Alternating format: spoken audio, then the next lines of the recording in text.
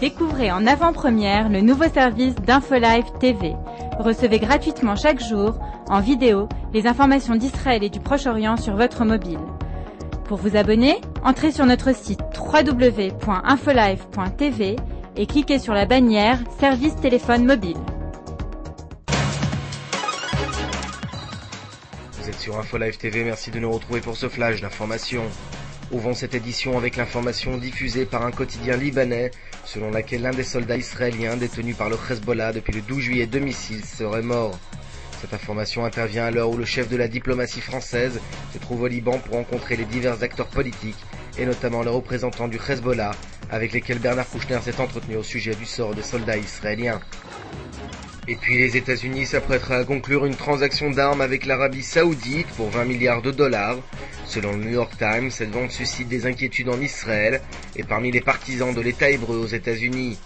Washington devrait fournir à Riyad des bombes guidées par satellite, des bâtiments navals dernier cri et particulièrement moderniser les avions de chasse de l'armée saoudienne.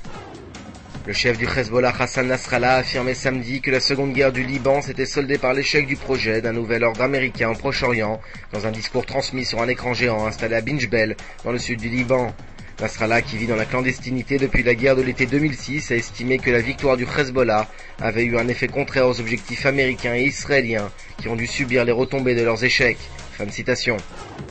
Le président palestinien Mahmoud Abbas a indiqué qu'il allait mettre en application les recommandations de la commission d'enquête interne sur la prise du pouvoir du Hamas à Gaza.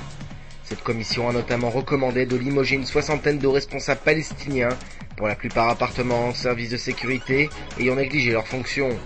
Le rapport confirme de plus que le Hamas a infiltré les services de sécurité de l'autorité palestinienne dans le but d'assassiner le président palestinien. En Israël, on fêtera ce soir l'amour, Tou B'Av, l'équivalent hébraïque de la Saint-Valentin, se déroulera ce soir partout en Israël. Des petits concerts sont organisés un peu partout à travers le pays pour la joie des plus jeunes et des moins jeunes. Et puis un mot d'économie avant de refermer cette édition. Les places boursières mondiales sont en berne, rue Ahad, les choses ne vont guère mieux. La bourse de Tel Aviv a en effet enregistré une chute importante avant le week-end, alors que le dollar s'est changé à plus de 4,32 shekels vendredi, soit un point de plus que jeudi. Aujourd'hui, le monde entier parle d'Israël. Mais qui parle d'Israël au monde entier, en temps réel, en 4 langues et en direct de Jérusalem? InfoLive.tv, la première chaîne de télévision internationale israélienne. 24 heures sur 24, 7 jours sur 7, suivez de l'intérieur l'actualité d'Israël et du Moyen-Orient. Des reportages, des interviews, un grand journal et des flash infos en images dès que l'actualité l'exige. InfoLive.tv, votre regard direct et vrai sur l'actualité d'Israël. Retrouvez InfoLive sur internet www.infolive.tv.